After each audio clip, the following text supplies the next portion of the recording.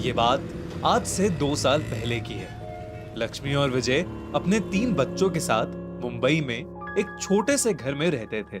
विजय cab चलाता था और वो हर रोज की तरह अपने लास्ट पैसेंजर को ड्रॉप करके कैब ओनर के पास कार छोड़कर घर लौट रहा था।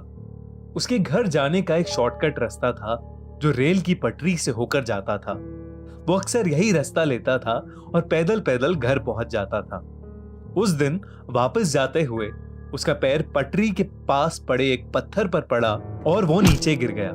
उसने गले में एक माला पहनी हुई थी जो उसके गिरने की वजह से टूट गई। अचानक उसे ऐसा लगा कि उसके कान में किसी ने कुछ बोला,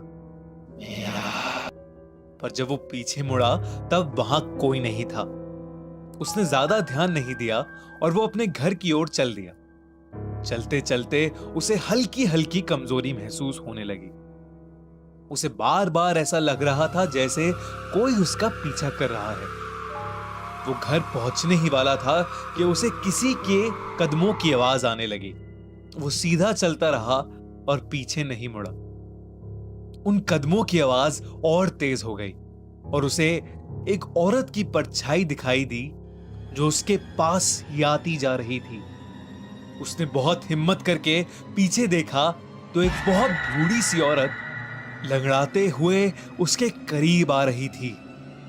उसका ध्यान सीधा उसके पैरों पर गया और उसने देखा कि उसके पैर उल्टे हैं। वो समझ गया कि वो औरत चुड़ैल है और बहुत तेजी से वो अपने घर की तरफ भागा।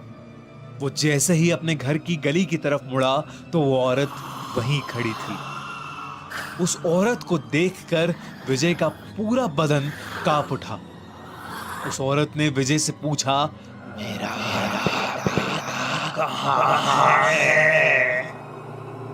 विजय ने घर से दूर जाने वाले रास्ते की तरफ इशारा किया। वो औरत उस रास्ते पर चली गई और जैसे तैसे विजय घर पहुंचा और उसने दरवाजा अंदर से बंद कर लिया। उसकी बीवी बच्चे तीनों सो गए थे और वो किसी को कुछ बताए बिना जाकर अपने बच्चों के बगल में सो गया। सुबह हुई तो उसने देखा कि उसकी बीवी काफी डरी हुई थी और उसको बहुत तेज बुखार था।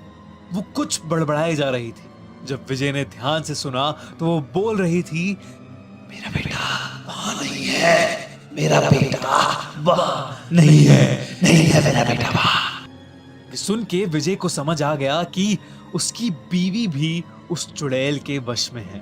विजय ने बिल्कुल देरी ना करते हुए पास वाले मस्जिद से मौलाना को बुलवाया और 10 मिनट में मौलाना घर आ गए। विजय ने सारी बात मौलाना को बताई और वो कुछ जांच करने लगे। मौलाना ने लक्ष्मी को शांत कराया और उससे पूछा कि कल रात क्या हुआ। लक्ष्मी ने बताया कि कल रात उसे प्यास लगी थी और जैसे ही वो उठी उसने खिड़की से देखा कि उनके दरवाजे के बाहर एक बूढ़ी सी औरत बैठी है। उसने सर झुका रखा था, पर लक्ष्मी के देखते ही वो औरत उसे घूर के देखने लगी और उसके कानों में उसकी आवाज गूंजने लगी। वो गुस्से में बोली, मेरा बेटा वहां नहीं है। उसकी आवाज सुनते सुनते लक्ष्मी के सर में बहुत भयंकर दर्द उठा और वो चक्कर खाकर बेहोश हो गई और उसके बाद से उसे कुछ भी याद नहीं है। मौलाना ने जब पूरी तरह जांच पड़ताल कर ली तो उसने विजय और लक्ष्मी को बताया वो बूढ़ी औरत और कोई नहीं बल्कि एक आत्मा थी और उसकी और उसके बेटे की रेलवे ट्रैक में किसी हादसे की वजह से मौत हो गई थी। वो काफी समय से वहीं अपने बेटे की तलाश में भटक रही थी और इत्तेफाक से विजय के पीछे पड़ गई और पीछा करते हुए घर तक पहुंच गई।